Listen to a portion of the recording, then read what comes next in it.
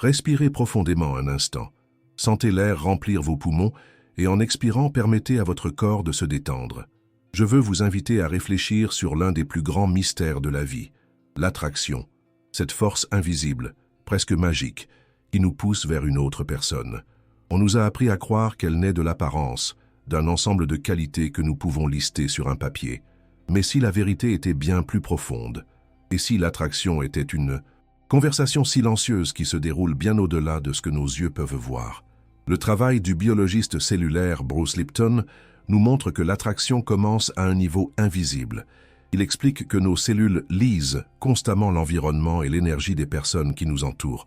Elles sont comme des antennes sensibles, captant des signaux que notre esprit conscient ignore. L'attraction n'est donc pas un choix logique. C'est une réaction biologique à ces signaux, énergétique, une résonance qui se produit au niveau du subconscient. Le corps ressent une vérité que l'esprit n'a pas encore comprise. Le neuroscientifique Joe Dispenza nous offre une image puissante pour cela. Lorsque notre cœur et notre cerveau entrent en cohérence, lorsque nos pensées et nos sentiments sont alignés, nous générons un champ électromagnétique puissant et ordonné. Ce champ est comme une signature énergétique, une musique que nous émettons dans l'univers. L'amour véritable surgit souvent non pas d'une esthétique, mais d'une reconnaissance profonde entre deux champs qui entrent en résonance. C'est ce sentiment inexplicable de rentrer chez soi que nous ressentons en présence de quelqu'un, une familiarité que l'âme reconnaît et que le corps confirme. Et cela nous amène au grand paradoxe que nous allons explorer.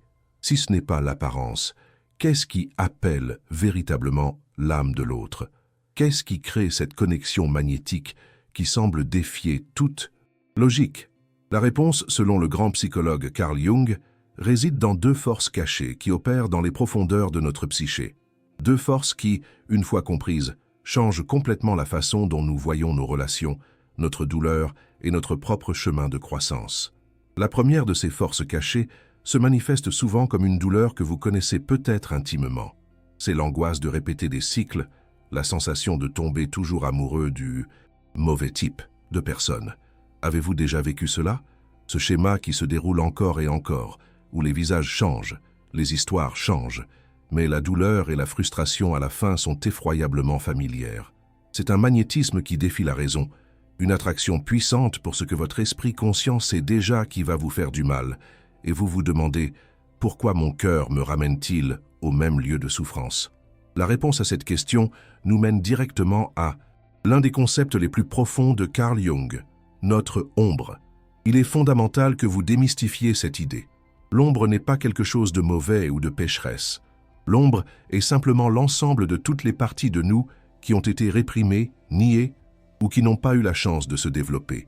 Ce sont les traits de personnalité, les talents et les émotions que, pour une raison quelconque dans notre histoire, nous avons appris à cacher dans la cave de notre psyché. Et l'attraction intense, inexplicable et presque obsessionnelle pour quelqu'un se produit lorsque nous projetons notre ombre sur cette personne. Elle peut être notre ombre dorée, lorsque nous voyons chez l'autre des qualités positives que nous ne vivons pas en nous, comme le courage, la spontanéité ou la liberté. Ou elle peut être notre ombre sombre, lorsque la blessure non résolue de l'autre fait parfaitement écho à notre propre traumatisme, créant un sentiment de familiarité faux et douloureux. Et c'est là que réside l'une des vérités les plus contre-intuitives et libératrices sur l'amour. Cette passion dévorante, qui vous fait perdre pied, peut être le signe que vous ne voyez pas vraiment la personne en face de vous. Vous êtes en réalité devant un écran blanc sur lequel votre propre psyché projette ses besoins les plus profonds, ses manques les plus douloureux et, plus important encore, ses potentiels non encore réalisés. La personne devient un miroir parfait pour les parties perdues de votre propre âme. Le véritable amour, celui qui construit et nourrit, ne commence pas dans cette projection. Il n'a une chance de commencer que lorsque la projection tombe et que, même alors, les yeux nettoyés de la fantaisie, vous choisissez de rester. J'aimerais vous inviter à une réflexion, à un regard honnête dans le miroir de votre propre attraction. Pensez à quelqu'un pour qui vous ressentez ou avez ressenti une forte connexion. Maintenant, avec le cœur ouvert, notez ou réfléchissez simplement à 3 caractéristiques que vous admirez le plus et 3 qui vous irritent le plus chez cette personne. Ensuite, posez-vous la question la plus importante. De quelle manière subtile et silencieuse ces mêmes qualités vivent-elles, de manière réprimée ou non exprimée à l'intérieur de moi? La liberté que vous admirez tant en lui, où se trouve votre propre liberté endormie? La négligence qui vous blesse tant, n'est-elle pas un écho d'une partie de vous qui aspire à plus? De soin de soi et d'attention? Nous pouvons utiliser la métaphore de l'orfèvre de l'âme pour comprendre cela. L'attraction pour l'ombre est comme un orfèvre qui est séduit par une pierre brute, difforme et opaque. Il ne tombe pas amoureux de sa forme actuelle. Il est attiré par elle parce que son âme d'artisan reconnaît l'éclat qu'il sait pouvoir tailler. Cette attraction est un appel sacré de votre âme pour que vous deveniez vous-même cet orfèvre. C'est une invitation à cesser de chercher le bijou tout fait chez les autres et à commencer le travail sacré de tailler ces mêmes qualités précieuses à l'intérieur de vous. Maintenant, nous nous plongeons dans la deuxième force cachée, qui nous parle d'un type de connexion plus subtil, mais immensément puissant. Elle se révèle dans ce sentiment que quelque chose manque, même lorsque nous sommes dans une bonne relation. Avez-vous déjà ressenti cette solitude subtile, même en étant accompagné? Ce sentiment que, malgré l'amour, l'affection et la camaraderie, une couche plus profonde de votre âme ne se sent pas vraiment vue ou comprise dans son essence. C'est comme être dans une belle et confortable maison, mais regretter une pièce secrète dont vous seul connaissez l'existence et que personne d'autre ne semble trouver.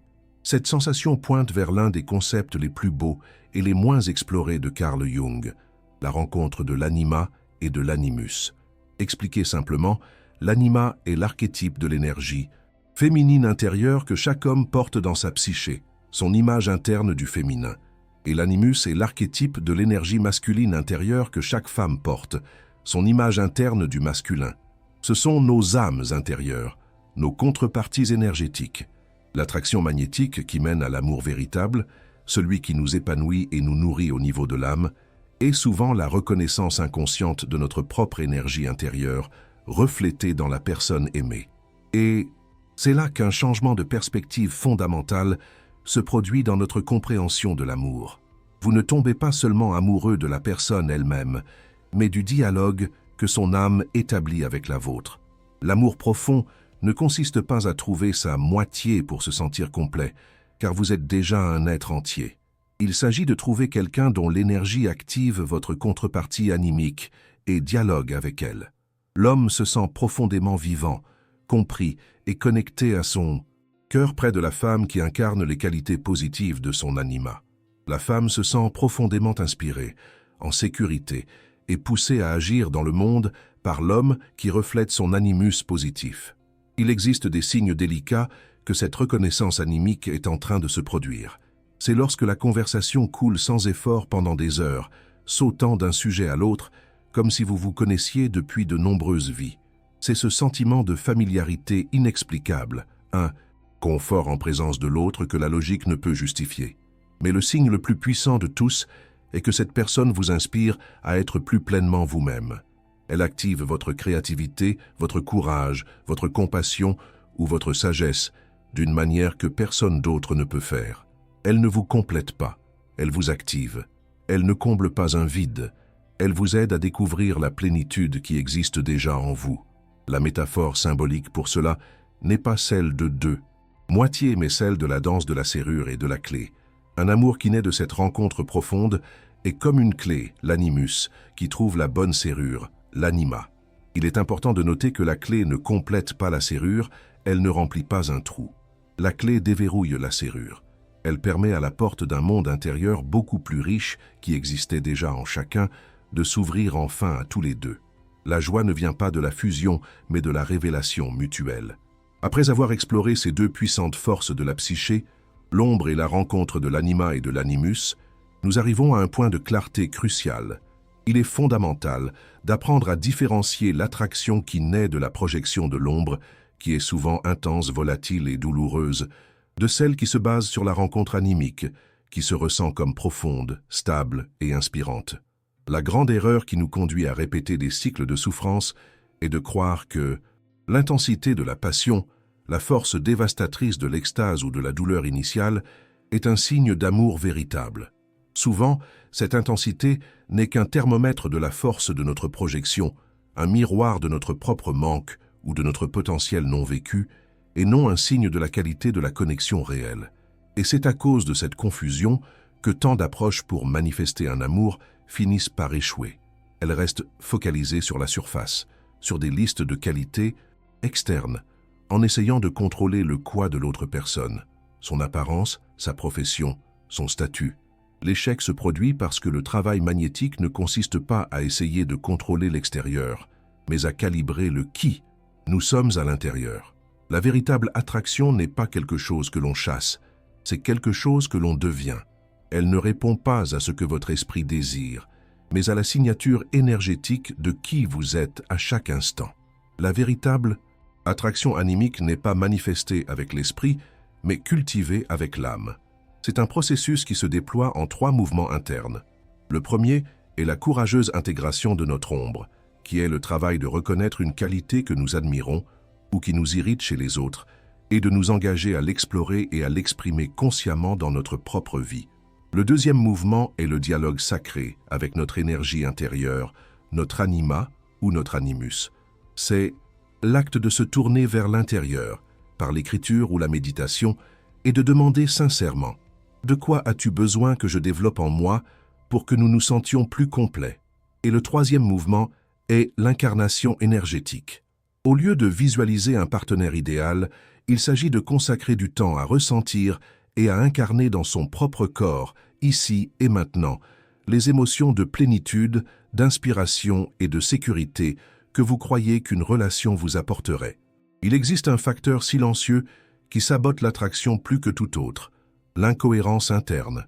Lorsque vous affirmez que vous désirez un partenaire conscient, présent et équilibré, mais que vos actions quotidiennes, vos pensées et vos émotions sont réactives, anxieuses et inconscientes, vous émettez une fréquence dissonante, une musique fausse, et le champ énergétique, l'univers, ne répond pas à votre désir verbal, à votre liste d'intentions.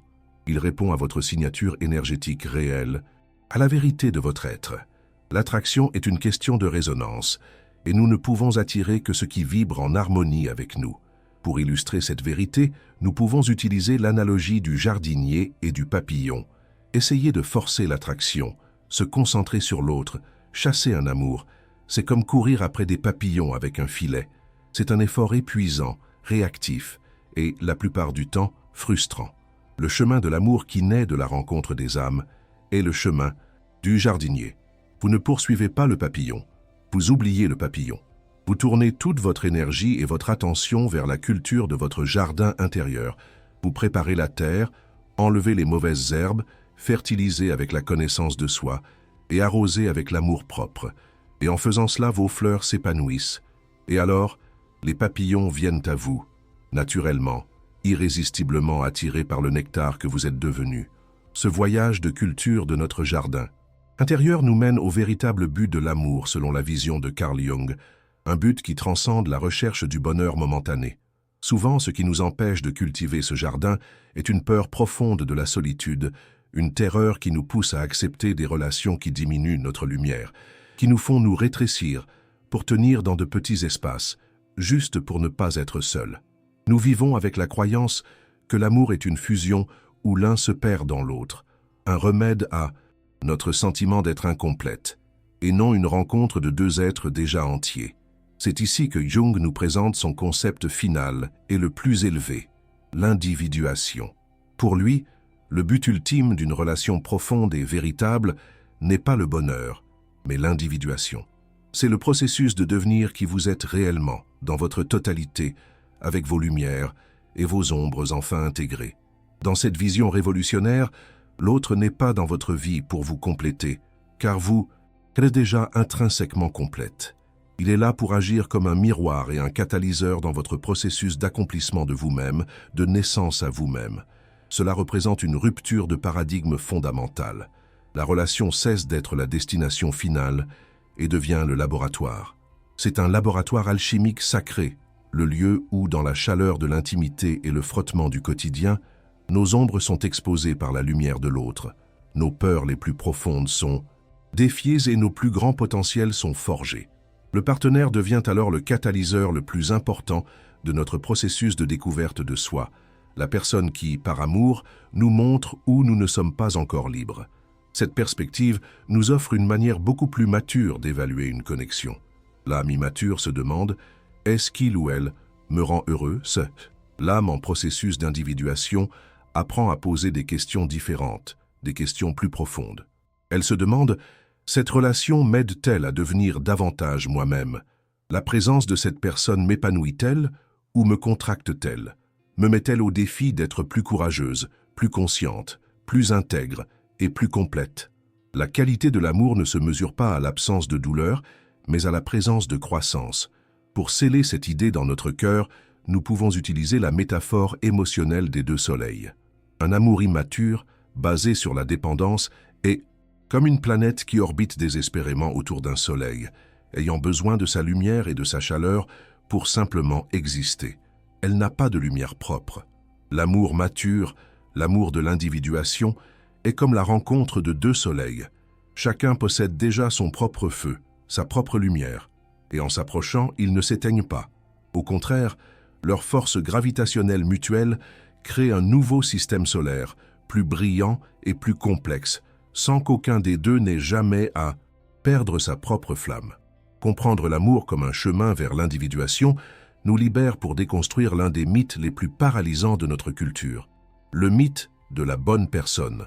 On nous apprend à croire qu'il existe une seule âme parfaitement conçue pour nous et que, en la trouvant, tout le travail difficile prend fin et le bonheur devient un état permanent. Mais la vérité est que l'attraction, aussi profonde et animique soit-elle, n'est pas la destination finale. Elle n'est que l'invitation au voyage. Le véritable amour n'est pas la rencontre magique, c'est la pratique quotidienne, le choix conscient que nous faisons tous les jours, bien après que les projections soient tombées et que la poussière de la passion initiale soit retombée. Ce que la plupart des gens ne réalisent pas à propos de la rencontre de l'anima et de l'animus, c'est qu'elle ne garantit pas un « ils vécurent heureux pour toujours ». Elle n'est que l'allumage du moteur. Souvent, le partenaire qui active le plus notre âme, qui nous fait nous sentir le plus vivants, est aussi celui qui expose le plus efficacement nos blessures les plus profondes. Et ce n'est pas un signe que la relation est mauvaise. Au contraire, c'est un signe que la relation fonctionne à son niveau le plus profond, nous forçant à regarder ce qui a besoin d'être guéri, nous invitant à grandir au-delà de nos anciens schémas. C'est pourquoi, dans les moments de conflit, la tentative de tout résoudre avec l'esprit logique et argumentatif, qui peut être une manifestation de l'animus négatif, ou avec le drame émotionnel réactif, une manifestation de l'anima négative, ne fait généralement qu'empirer la situation. Dans ces moments, un silence conscient peut être plus puissant que n'importe quelle intention. Pas un silence d'indifférence ou de punition, mais un silence qui est un espace sacré, une pause délibérée qui permet au champ énergétique du couple de se calmer, afin qu'une solution puisse émerger de la sagesse du cœur et non de la réactivité de la blessure. Sur ce chemin, il faut prendre un soin affectueux pour ne pas tomber dans le piège de la spiritualité performative dans les relations. C'est lorsque nous utilisons des jargons et des concepts spirituels comme un voile pour masquer des problèmes réels ou pour éviter la responsabilité de notre propre ombre. Des phrases comme « nos âmes sont en conflit » ou « c'est juste un karma que nous devons traverser » peuvent parfois être une fuite, sophistiquée pour ne pas faire le travail difficile de regarder ses propres schémas, de communiquer ses propres besoins et d'assumer la responsabilité de sa propre guérison. L'analogie finale pour ce voyage est celle du plongeur de perles. L'attraction initiale, ce charme magnétique, c'est comme voir l'éclat du soleil à la surface de l'océan. C'est beau, scintillant et captivant, mais ce n'est qu'un reflet, c'est superficiel. Le véritable amour, le choix conscient d'aimer l'âme nue de l'autre, est le voyage d'un plongeur de perles. Il exige que vous respiriez profondément, que vous quittiez la sécurité de la surface et que vous plongiez dans les eaux parfois sombres et troubles de la psyché de l'autre et de la vôtre. Et c'est seulement dans cette profondeur, dans cet acte de courage et de don de soi, que l'on peut trouver le trésor rare et précieux d'une perle, le trésor d'une connexion réelle qui se cache bien au-delà des apparences. Et ainsi, à la fin de ce voyage, nous retournons au cœur des enseignements de Carl Jung, qui nous a laissé l'une des définitions les plus puissantes de l'amour. La rencontre de deux personnalités est comme le contact de deux substances chimiques. Si une réaction se produit, les deux en sont transformés. C'est l'appel final de Jung à nous. Le but de l'amour n'est pas de trouver un refuge pour nous cacher du monde, mais de trouver un partenaire de transformation. Quelqu'un dont la présence, inévitablement, nous transforme et dont nous aidons en retour à transformer l'âme. Cette transformation chimique que Jung décrit trouve un écho profond dans la neuroscience du choix, comme nous l'enseigne Joe Dispenza. Après l'attraction initiale, qui est une réaction de notre subconscient, l'amour véritable se maintient et s'approfondit par un choix conscient, répété jour après jour. À chaque instant où vous choisissez d'aimer l'autre au-delà des projections de votre esprit, chaque jour où vous choisissez de cultiver votre propre jardin, au lieu d'exiger des fleurs du jardin d'autrui, vous recablez littéralement votre cerveau et votre cœur vers un état de cohérence. Vous construisez, avec vos propres pensées et sentiments, les bases neurales d'un avenir nouveau, d'un amour inconditionnel qui naît d'abord en vous. Et ce voyage nous laisse donc avec une question finale, non pas pour l'esprit, mais pour l'âme. Une réflexion à emporter avec vous dans le silence de votre cœur. Qui devez-vous devenir pour que la personne que votre âme recherche vraiment puisse vous reconnaître? Quelle partie de votre ombre devez-vous accueillir avec plus d'amour et quel dialogue avec votre énergie intérieure, votre anima ou votre animus, devez-vous entamer aujourd'hui? Parce que l'amour véritable, en fin de compte, ne consiste pas à trouver un écho qui ne fait que répéter ce que vous voulez entendre. Il s'agit de trouver la musique qui, jouée avec la vôtre, crée une symphonie qu'aucun de vous deux n'aurait jamais pu composer seul.